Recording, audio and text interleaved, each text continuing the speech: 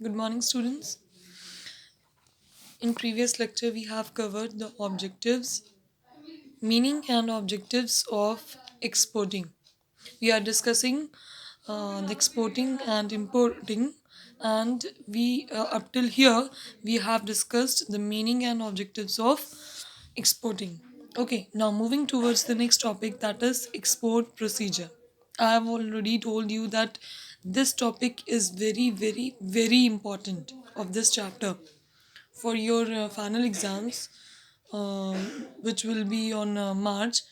This chapter means chapter 9 and chapter 10, and this topic is very important. In exams, it will surely come either export procedure और import procedure. इन दोनों में से कोई ना कोई एक आपके आने ही आने हैं श्योरली. तो इसको आपको तैयार करके रखना है. किसी क्वेश्चन में एक्सपोर्ट प्रोसीजर्स का अच्छा, ये आपका जब भी आएगा क्वेश्चन हमेशा लॉन्ग में आएगा. शॉर्ट में कभी भी इस क्वेश्चंस को नहीं पूछते हैं. लॉन्ग में आएगा कि एक्सप्लेन या write the steps of export procedure या write the steps of import procedure. तो अब हम इसे स्टार्ट करते हैं. बहुत ध्यान से सुनिएगा. लेक्चर जो भी आप सुन रहे हैं या वीडियो जो भी आप देख रहे हैं इस चैप्टर की, ख़ास तौर पे इस चैप्टर की, तो उसको बहुत ध्यान से सुनिएगा. क्योंकि एक बार अगर कोई चीज़ कन्फ्यूजन बैठ गई दिमाग में तो उसको रिमूव करना फिर बहुत प्रॉब्लम की होती है. एक बार सुनिएगा, अच्छे से सुनिएगा और दिमाग में डाल लीजिए. तो let's start the export procedure. The first step in export procedure is receipt of inquiry and sending quotations. Receipt of inquiry and sending quotations. अब आप कहेंगे what is quotations and what is inquiry. जब भी हम कोई procedure पढ़ते हैं, चाहे आप एक्सपोर्ट प्रोसीजर पढ़िए चाहे इंपोर्ट प्रोसीजर पढ़िए, अगर आप एक्सपोर्ट प्रोसीजर पढ़ रहे हैं तो अपने आप को एज अ एक्सपोर्टर मान के चलिएगा, तब वो प्रोसीजर शायद आपको ज़्यादा समझ में आए. तो ठीक है, हम यहाँ एक्सपोर्ट प्रोसीजर पढ़ रहे हैं and we are consuming that we are exporters. तो सबसे पहले फर्स्ट स्टेप क्या होता है इसमें कि जो बायर होते हैं, मींस जो कस्टमर होते हैं या जिनको बाहर की कंट्री का प्रोडक्ट ख़रीदने में इंटरेस्ट होता है, वो क्या करते हैं, अपनी डिमांड, अपनी नीड को क्लैरिफाई करते हैं, अपनी डिमांड को शो करते हैं. उनको चाहिए, वो कहते हैं कि हमको इस प्राइस पे, इस क्वालिटी में, इस टर्म्स एंड कंडीशन में आपका ये प्रोडक्ट चाहिए. इसको हम कहते हैं सेंडिंग इंक्वायरी. ठीक है. तो सबसे पहले क्या होता है इसमें कि एक बायर या एक कंपनी या एक कोई फर्म जिसको भी आपका प्रोडक्ट लेने में इंटरेस्ट होगा, वो आपसे ये इंक्वायरी आपको करेगा. ये आपको इंक्वायरी सेंड करेगा. किसको? एक्सपोर्टर को. मतलब हमको, हम एक्सपोर्टर हैं, हमने एज्यूम करके चला हुआ है कि हम एक्सपोर्टर हैं, तो हमको वो सेंड करेंगे कि हमें आपके प्रोडक्ट की ये प्रोडक्ट चाहिए, इस प्राइस पे, इस क्वालिटी पे, ये टर्म्स एंड कंडीशंस. उन्होंने अपनी डिमांड शो किया. अब हम एज अ एक्सपोर्टर क्या करेंगे, उनको रिप्लाई सेंड करेंगे. रिप्लाई सेंड करना मतलब जो भी उनकी डिमांड या जो भी उनकी इंक्वायरी आई है उस पर हम जब रिप्लाई करेंगे तो उसको हम कहते हैं क्या? कोटेशन.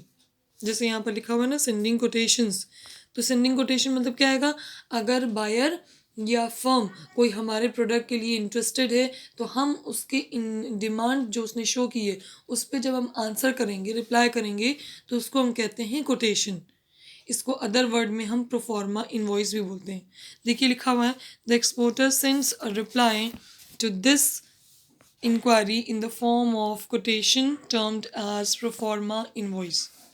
ठीक है. तो जब एक्सपोर्टर इसी का रिप्लाई देगा, इसका आंसर देगा कि हमको, हमारे पास ये प्रोडक्ट हैं या नहीं है, जो भी आंसर देगा, जो भी रिप्लाई करेगा, उसको हम कहते हैं कोटेशन. याद रखिएगा, शॉर्ट में से अक्सर पूछते हैं. कोटेशन को ही अदर फॉर्म में हम क्या बोलते हैं? Proforma invoice. कोटेशन पूछे ना पूछे, प्रोफॉर्मा इनवॉइस ज़रूर पूछते हैं कि what is a proforma invoice. अभी लास्ट ऑफ द चैप्टर हम इसके सारे जो टर्म्स होते हैं, मेन टर्म्स, उसको भी हम एक रिवीजन के तौर पे पढ़ेंगे. ठीक है. तो प्रोफॉर्मा इनवॉइस एक रिप्लाई होता है, एक कोटेशन होता है जो कि एक्सपोर्टर सेंड करता है किसको? बायर को. इस प्रोफॉर्मा इनवॉइस में क्या होता है? प्रोडक्ट से रिलेटेड जो भी डिटेल्ड इन्फॉर्मेशन है इंफॉर्मेशन में क्या क्या होगा, उस प्रोडक्ट की price, quality, size, weight, shape, सारी चीज़ें इन डिटेल्ड प्रोडक्ट मतलब detailed information of the product वो एक्सपोर्टर सप्लाई करेगा किसको, बायर को। तो अभी आप अपनी बुक में देखिए, इसमें लिखा हुआ है कि the prospective buyers of a product sent an inquiry to different exporters regarding price, quality. ठीक है, तो सबसे पहले क्या होता है इसमें कि इंक्वायरी सेंड करते हैं बायर, मतलब जिनको वो गुड परचेज करना होता है, those who are interested to purchase the product. वो अलग अलग एक्सपोर्टर्स को क्या करते हैं, अपनी डिमांड शो करते हैं कि हमको इस प्राइस पे, इस क्वालिटी पे, इस टर्म्स एंड कंडीशंस पे ये प्रोडक्ट चाहिए। फिर उस पर जो एक अलग अलग एक्सपोर्टर होते हैं वो रिप्लाई या आंसर करते हैं, जिसको हम क्या बोलते हैं, कोटेशन या प्रोफॉर्मा इनवॉइस। उस प्रोफॉर्मा इनवॉइस में क्या क्या होगा, detailed information regarding the price, size, shape, weight, quality of the product. ये कौन सेंड करता है प्रोफॉर्मा इनवॉइस, ये एक्सपोर्टर सेंड करता है बायर को, उस बायर को जिसने अपनी डिमांड शो की है। ठीक है, तो यहाँ तक आई थिंक समझ में आ गया होगा। Next step which is involve in export procedure is receipt of order और इंडेंट। अब आप कहेंगे ये एक नया कॉन्सेप्ट, एक नया वर्ड इंक्लूड हुआ है इसमें कि what is indent. Indent means जब हमें ऑर्डर रिसीव हो जाता है तो रिसिट ऑफ ऑर्डर को ही हम इंडेंट बोलते हैं। इंडेंट किसके लिए होगा, जब एक्सपोर्टर जो बायर है वो ऑर्डर को रिसीव कर लेगा और जो एक्सपोर्टर है उसको पता होगा कि हाँ हमें अब ये प्रोडक्ट इनको बेचना है, तो दैट इज़ इंडेंट, मतलब जब ऑर्डर रिसीव हो जाएगा। ठीक है, तो हम second step that is receipt of order और इंडेंट की बात कर रहे थे। तो फर्स्ट पॉइंट में हमने देखा कि ऑर्डर बायर ने अपनी डिमांड शो की और फिर उसका रिप्लाई दिया एक्सपोर्टर ने, जिसको हम कोटेशन कह रहे हैं, जिसको अदर वर्ड्स में हम प्रोफॉर्मा इनवॉइस दे रहे हैं। ये एक्सपोर्टर प्रोफॉर्मा इनवॉइस किसको सेंड करता है, बायर को, जिसमें प्रोडक्ट से रिलेटेड डिटेल्ड इन्फॉर्मेशन रहती है। ठीक है, next step is receipt of order या जिसको हम इंडेंट कह रहे हैं। देखिए, प्रोफॉर्मा इनवॉइस किसने भेजा, एक्सपोर्टर ने बायर को भेजा, अलग अलग एक्सपोर्टर बायर को भेजते हैं। अब बायर क्या करेगा, प्रोफॉर्मा इनवॉइस को पढ़ेगा, उसमें कैटलॉग्स भी इंक्लूड रहते हैं, जैसे प्रोडक्ट अगर कभी इन वर्ड्स नहीं समझ में आ रहा है तो हम क्या करते हैं, पिक्चर उसकी क्लिक करते हैं और उसको कैटलॉग में कैटलॉग वाइज लगाकर सेंड कर देते हैं, कलरफुल या ब्लैक एंड वाइट जो भी, उसको सेंड कर देते हैं बायर को। तो ये अलग अलग एक्सपोर्टर क्या करेंगे, प्रोफॉर्मा इनवॉइस में उसकी डिटेल इन्फॉर्मेशन भेजते हैं। अब बायर अलग अलग एक्सपोर्टर के कैटलॉग देखेगा, प्रोफॉर्मा इनवॉइस देखेगा, अगर वो सेटिस्फाइड है जो इन्फॉर्मेशन प्रोफॉर्मा इनवॉइस में एक्सपोर्टर ने दिया है, अगर वो इन्फॉर्मेशन, वो फीचर्स, वो इन्फॉर्मेशन से सेटिस्फाइड है तो वो क्या करेगा, ऑर्डर प्लेस करेगा। इसी को ही हम इंडेंट बोलते हैं। इसका सेकेंड वर्ड में हम कहें कि जब बायर सेटिस्फाइड होता है, if a buyer satisfied with the proforma invoice, if a buyer satisfied with the information given in the proforma invoice by the exporter, then he or she will make a order, will place an order, or we can say indent। इसी को ही हम indent कहते हैं। अगर proforma invoice में दी गई information से वो सेटिस्फाइड है और उसे लगता है कि उसकी डिमांड उस प्रोडक्ट से कंप्लीट हो जाएगी और वो प्रोडक्ट्स के लिए सूटेबल है, तब वो ऑर्डर प्लेस करेगा और इसी को ही हम इंडेंट कहते हैं।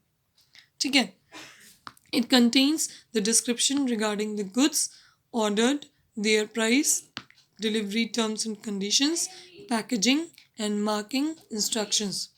जब वो इंडेंट या ऑर्डर प्लेस करता है तो उसमें क्या होता है कि उसमें सारी इन्फॉर्मेशन होंगी, जो भी आपने गुड्स, मान लीजिए हम ऑनलाइन जैसे करते हैं तो हम जब ऑर्डर प्लेस कर देते हैं तो वहाँ नीचे डिस्क्रिप्शन में दिखाता है ना कि आपने कौन सा गुड लिया, कितनी क्वांटिटी में लिया, क्या प्राइस है, डिलीवरी कब तक हो पाएगी, टर्म्स एंड कंडीशंस या पैकिंग ये रहेगी, ये जो पैकर्स एंड ये जो मैन्युफैक्चरर्स या डिलीवरी वाले मैन्स होते हैं इनके थ्रू आपके किस एक्सप्रेस के थ्रू आपका सामान आएगा, किस तरह की पैकिंग होगी, क्या होगा, सब कुछ नीचे इन्फॉर्मेशन देते हैं ना जब हम ऑर्डर प्लेस कर चुके होते हैं। तो ये सब देते हैं। सेम विद दिस, इसमें भी सेम होता है, जब हम ऑर्डर प्लेस कर देते हैं मतलब इंडेंट हम कर चुके होते हैं मतलब बायर, तो उसमें फिर नीचे इन्फॉर्मेशन देता है कि आपने किस प्रोडक्ट को मतलब ऑर्डर किया है, उसका प्राइस क्या है, उसकी डिलीवरी टर्म्स एंड कंडीशंस क्या होगी, क्या क्वालिटी है, सारी चीज़ें और उसकी पैकेजिंग भी। Okay, third step is assessing importers credit worthiness and securing guarantee for payment। देखिए, ऑर्डर प्लेस हो गया मीन्स इंडेंट हो गया, हमने सब कुछ देख लिया कि ये प्राइस पे, ये क्वालिटी पे और ये चीज़ें हमें प्रोडक्ट में मिलेंगी। ठीक है, दोनों सेटिस्फाइड हो गए, एक्सपोर्टर ने अपनी प्रोडक्ट के बारे में बता दिया और बायर सेटिस्फाइड हो गया, उसने ऑर्डर प्लेस कर दिया। थर्ड स्टेप पे क्या है कि एक्सपोर्टर क्या करेगा। एक्सपोर्टर जो इम्पोर्टर है मतलब जो बायर है, जो कंपनी हमारे प्रोडक्ट को परचेज कर रही है मतलब इम्पोर्टर कंट्री, उसकी क्या करेगा, वो क्रेडिट वर्दीनेस देखेगा ताकि पेमेंट की गारंटी हो सके। अदर वर्ड्स में हम कहें तो उनकी गुडविल टाइप की देखेगा। कहते हैं ना कि जैसे किसी को लोन देने चलते हैं या किसी को पैसे देने चलते हैं, तो हम देखते हैं कि भाई हम उनको दे रहे हैं तो क्या इनकी कंडीशन ऐसी है, फाइनेंशियल कंडीशन ऐसी है कि हमको रिटर्न मिल पाएगा कि नहीं। या आप नॉर्मल किसी कस्टमर को जो सेलर्स होते हैं वो किसी कस्टमर को क्रेडिट पे उनको ही देते हैं, या तो जिनको डेली जानते हैं इनका यहीं पास में घर है या डेली आने जाने रेगुलर कस्टमर है, और या तो उनको देते हैं क्रेडिट पे, देखेंगे फाइनेंशियल कंडीशन ठीक है।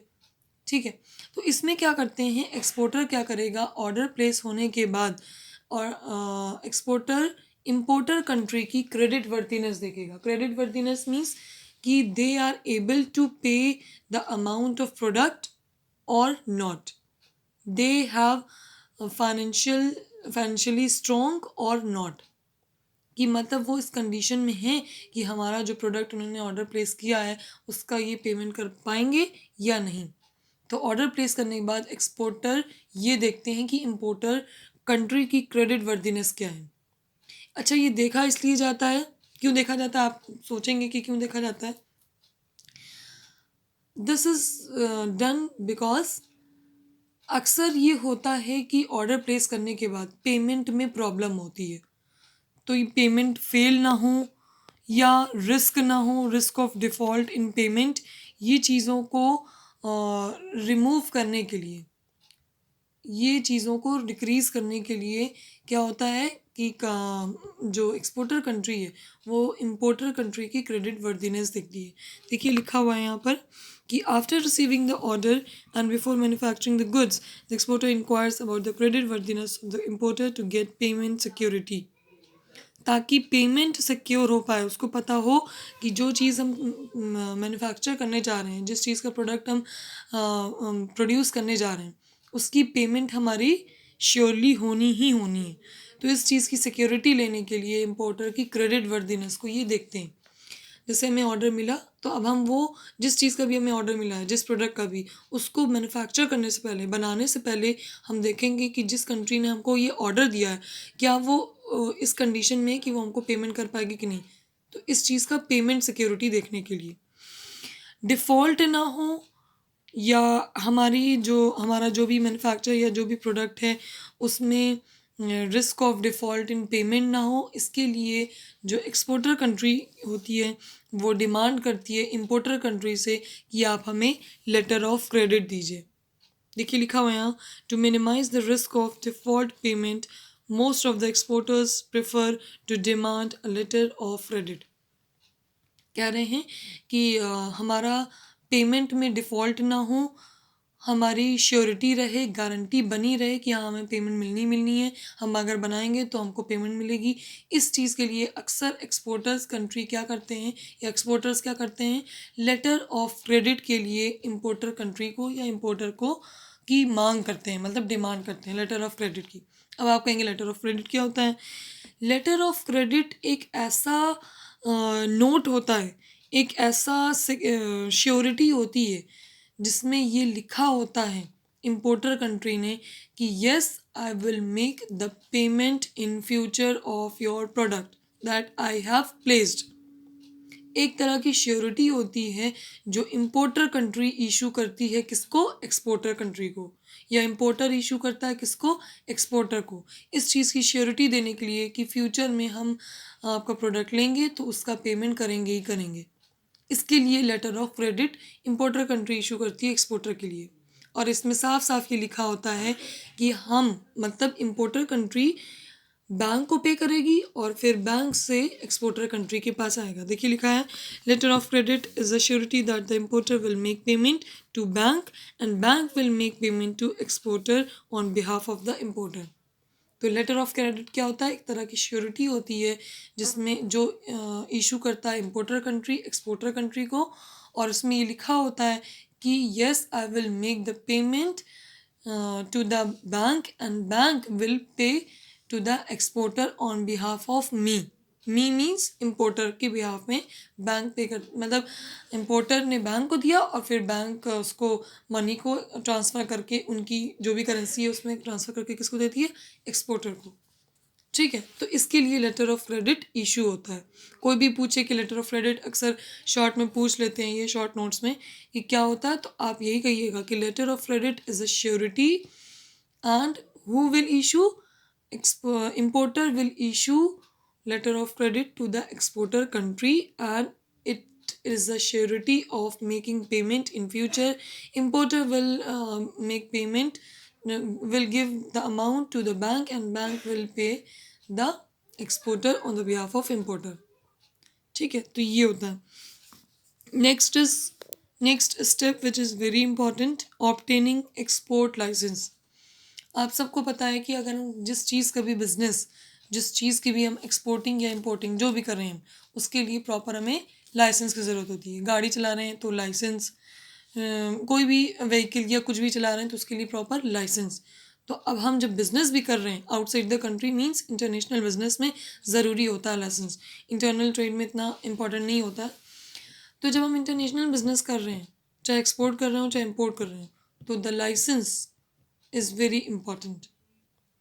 ठीक है, तो लाइसेंस वाला पॉइंट थोड़ा हमारे यहाँ से लेंदी है और इसमें बहुत सारी चीज़ें हमें आपको समझानी भी पड़ेंगी। हो सकता है एक बार में आप पढ़ें तो ना समझ में आए या थोड़ा सा कंफ्यूजिंग हो जाए, तो हम इसे नेक्स्ट लेक्चर में नेक्स्ट टाइम पे इसको हम डिस्कस करेंगे। येस्टरडे हमने क्वेरी सेशन रखा था, C2 को कुछ प्रॉब्लम हुई थी, मैंने उसको सॉल्व भी किया था। आई थिंक क्वेरीज़ या जो भी प्रॉब्लम्स हैं मैंने अपने साइड से पूरी कोशिश की कि आपकी क्वेरीज़ या आपकी प्रॉब्लम सॉल्व हो जाएं। आई थिंक ज़्यादातर सॉल्व भी हो चुकी होगी, बट C1 के जितने भी स्टूडेंट्स हैं, जितनी भी फ़िलहाल क्लास कर रहे हैं, और सबका तो मुझे नहीं पता, जो रेगुलर 5 to 6 स्टूडेंट्स हैं, chapter specially chapter 7 and 8 read करिए, उसको पढ़िए, समझिए, और कहीं कोई क्वेरी आती है तो हम जब नेक्स्ट क्वेरी सेशन रखेंगे दोनों का, C1 और C2 का, तब हम उसमें आपकी क्वेरीज या प्रॉब्लम्स को सॉल्व करेंगे। ठीक है, लेकिन सॉल्व तभी की जाएंगी जब आप पढ़ेंगे। देखिए प्रॉब्लम कब होती है, जब आप पढ़ेंगे तब आपको प्रॉब्लम आएगी। कुछ नहीं पढ़ेंगे तो सब आपको all know, all right, all yes ये लगेगा। ठीक है, तो पढ़िए और एग्ज़ाम्स आने वाले हैं और चैप्टर तैयार करिए। कोई प्रॉब्लम होती है, कोई क्वेरी होती है तो नेक्स्ट क्वेरी सेशन में we will surely your solve your problems और योर क्वेरीज। ओके।